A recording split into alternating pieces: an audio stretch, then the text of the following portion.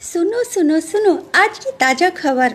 Mona Lisa ने फरमान के साथ शादी रचाई। जी हाँ, सही सुने हैं आप। वही मोनालिसा जो कुंभ के मेले में अपनी सुंदर सुंदर प्रीटी प्रीटी आंखों के लिए फेमस हुई, वायरल हुई। बाकी मुझे नहीं, मैं किसी कंट्रोवर्सी में नहीं फंसना चाहती हूँ कि भाई उसने ऐसा क्यों किया क्या नहीं किया। बस मैं इतना ही कहूँगी कि हाँ यार, वो अभी सिर्फ और सिर्फ 18 ईयर्स की है।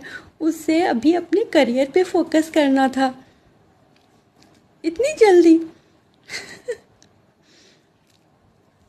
और क्या, और क्या।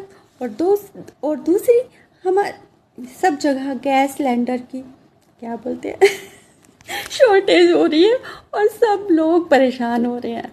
दो खबरें एक बार सुनाई। ओके।